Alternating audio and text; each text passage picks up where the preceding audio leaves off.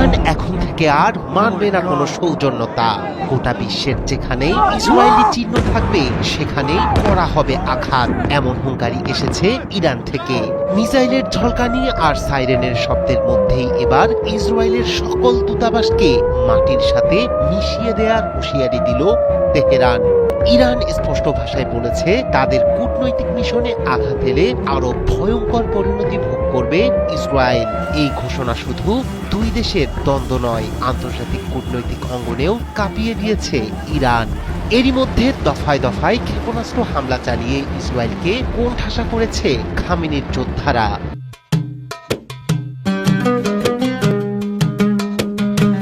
একদিকে প্রতিরক্ষা ব্যবস্থায় সর্বোচ্চ সতর্কতা, অন্যদিকে সরাসরি দূতাবাস লক্ষ্যবস্তু করার হুমকি। প্রশ্ন উঠেছে, এই সংঘাত কি আঞ্চলিক সীমা ছাড়িয়ে বিশ্বযুদ্ধে রূপ নেবে?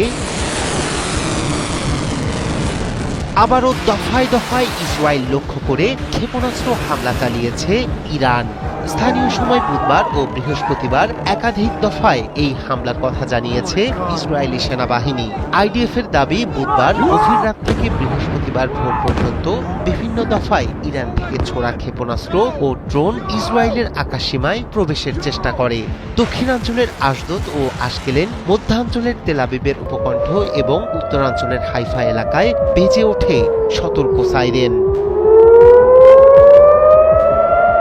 ইসরায়েলের শক্তিশালী আকাশ প্রতিরক্ষা ব্যবস্থা আয়রন ডোমকে ফাঁকি দিয়ে স্থলভাগে আঘাত হানতে সক্ষম হয়েছে অধিকাংশ ক্ষেপণাস্ত্র, তবে কয়েকটিকে ভূপাতিত করার দাবি করেছে আইডিএফ।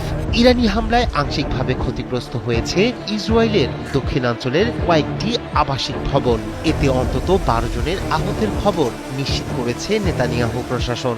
এর মধ্যে 2 জনের অবস্থা গুরুতর।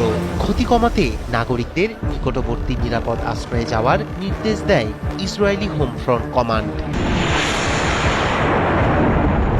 এদিকে উত্তেজনার কেন্দ্রবিন্দুতে রয়েছে লেবাননের বৈরুতে অবস্থিত ইরানি কূটনৈতিক মিশন।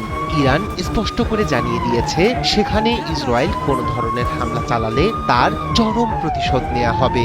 ইরানি সশস্ত্র বাহিনীর সিনিয়র মুখপাত্র ব্রিগেডিয়ার জেনারেল আবুল ফজল শেকারচি এক কড়া বার্তায় বলেন, যদি ইরানের কূটনৈতিক স্থাপনায় আঘাত আসে তবে বিশ্বের যে কোনো প্রান্তে থাকা ইসরায়েলি দূতাবাসগুলোকে বৈধ লক্ষ্যবস্তু হিসেবে বিবেচনা করা হবে।